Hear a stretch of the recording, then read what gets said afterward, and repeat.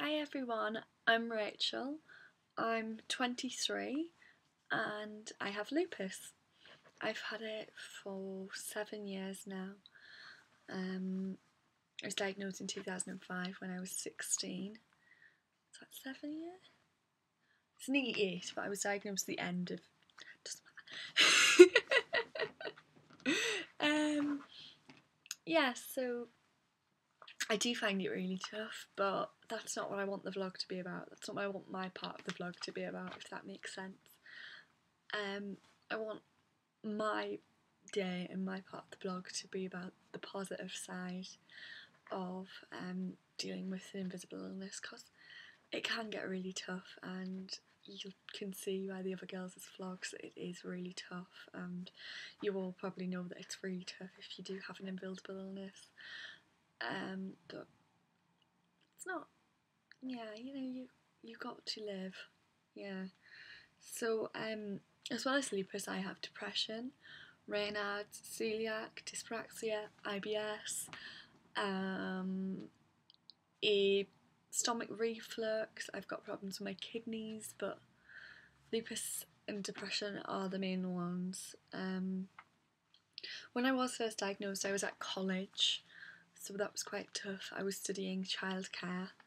I got my degree and everything, well done, my diploma, and I stayed working in childcare. The thing with lupus is it's an autoimmune disease, so I picked up everything, which wasn't the best working with kids, so like I got everything, like everything I had like constant stomach bugs, I had constant sickness, I always had flu. I seemed to have a flu and chest infection for about 2 years. So because of my lupus, I decided that wasn't for the best. I had a little bit of a breakdown with personal things, and obviously my lupus triggered that, and then I returned to college in 2000 and I want to say 10. I think it was like 2010. Yeah, I returned to college, and that's where it all became good again. I met some really good friends, a couple of which I'm really still friends with, but one who is my best friend, and she's one of my absolute rocks. I took English. I took 2 Englishes in media, which led to me wanting to work in journalism and fashion. I've had some really good experiences despite being really ill. Like I've travelled to London, I've been at Fashion Week. I mean, obviously I was really tired and really quite poorly sometimes, but I wouldn't let it stop me. And I started university. I did fashion communication for a year. Realised that fashion isn't what I want to do for the rest of my life, and again my depression was a huge influence in that, and my lupus. I was getting iller and iller because of the stress that was put on me. So I switched, and now I'm doing PR. I've set up my own PR freelance business. I'm trying to make it, and I prefer freelance to a full-time job, because I can't do a full-time job, like far too much tiredness, and there's not enough freedom in the job to do what I want to do, and also to do what my body allows me to do. Like, I could wake up in the morning and not be able to get out of bed. If I'm working it from home, if I feel better later on in the day, I can just stay in my pyjamas and get on my laptop. That's the best part about working freelance. Doing work in your pyjamas.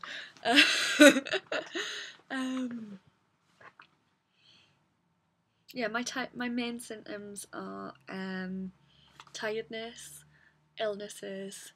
I get a rash on my face, which you can't see because I just put makeup on because I'm on my way to university today. Luckily I'm only in for 2 hours because I didn't sleep very well last night.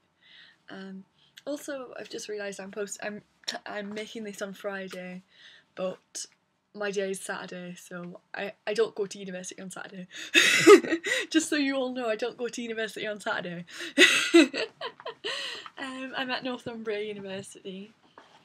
My main thing is Another is that my head is always so messed up and so fuddled and brain fog that I will just come out on a tangent and just say things and jump from one thing to the next and remember things and forget things for hours.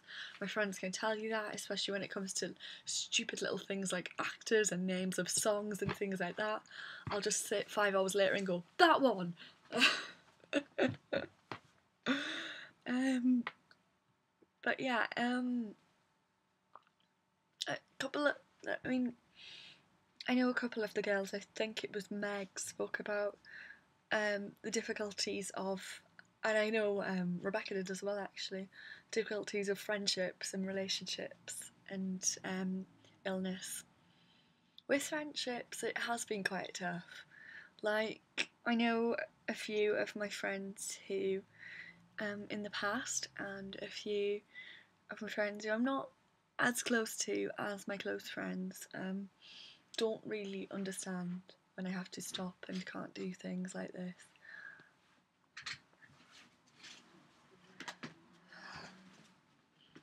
Mm-hmm. But my but my real friends, like, that's a horrible thing to say, not my real friends, my close friends, understand when I do have to cancel plans at the last minute. I've had relationships in the past that haven't worked because of my illnesses, my depression and lupus, but I'm in a really happy relationship at the moment. He one of the first things he asked was what my lupus and my depression and things like that do to me, and he understands when I do have to change plans, and he supports me fully in everything that I do. And to be honest, he's one of the reasons why I keep going. Look at my soppy happy face. So yeah, I want the main message of my part to be that because you've got an invisible illness, that your life isn't over. Don't think that your life is over. I know Rebecca said about not fighting. In a way, it's not about fighting, it's about accepting, but it doesn't mean that you can't fight the barriers. Never stop fighting the barriers that stop you. But again, accept who you are, and accept that it's not the end. If you would like to talk to me more, I'm on Twitter and I'm on Tumblr. I've always wanted to do this because I always see really like popular vloggers do this. It's down there. This is a mascara one. I don't know why I'm holding it. Down there will be my Tumblr, my Twitter, maybe my Facebook. No, not my Facebook actually. Why did I say that? My Tumblr and my Twitter will be down there. So if anybody wants to speak to me, you can. And I hope everyone's alright, and I'll be back next week. Bye.